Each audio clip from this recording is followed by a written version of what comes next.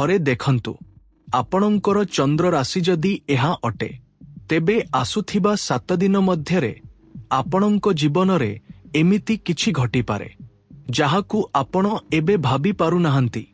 12 April रु 18 April मध्यरे Surya Chandra Brihaspati Shani और शुक्रंकर एमिति गति हेउछि जहा 3टी राशिर भाग्य परिवर्तन करिपारे एवं 2टी राशि पाई आसुछि सतर्क संकेत।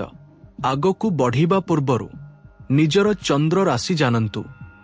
एही सप्ताहरे सूर्य देउछि शक्ति, शनि नेउछि परीक्षा, बृहस्पति खोलुछि भाग्यर द्वार, शुक्र आणुछि प्रेम और आकर्षण एवं चंद्र आपणंक मन को प्रभावित करुछि। चालंतु देखिबा आपणंक राशि रे कौन लेखा जाइछि। मेष, जदि आपणंक चंद्र राशि मेष तेबे एही सप्ताह आपणंकु उपरकू उठाई पारे किंबा तळकू खसाई पारे।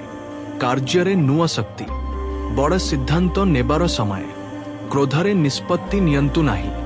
संकेत, बुधवार दिन आसुथिबा अचानक कॉल को इग्नोर करंतुनी। वृष, आपणंकर एही सप्ताहरे शुभ समय आरंभ हेउछि।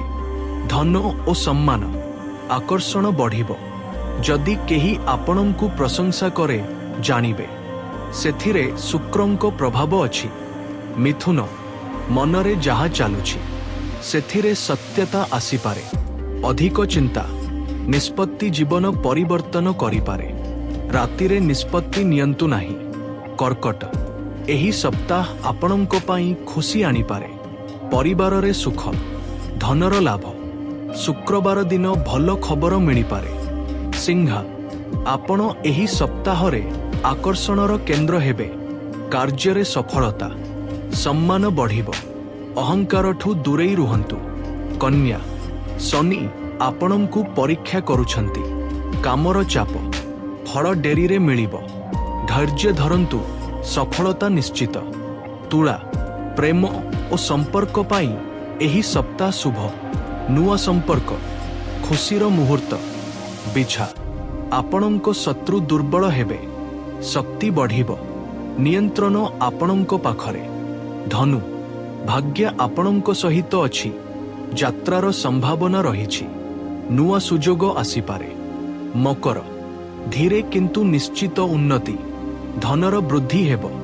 परिश्रमर फल मिलिबो। कुंभ, अचानक परिवर्तन आसीपारे। नुआ लोक, नुआ धारणा। मीन, एही सप्ताह आपणंक पाई विशेष पारखुल रहिबो।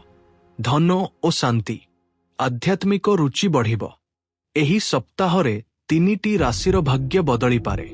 मेष, वृषभ और मीन एवं 2टी राशिर लोक सतर्क रहिबा आवश्यक।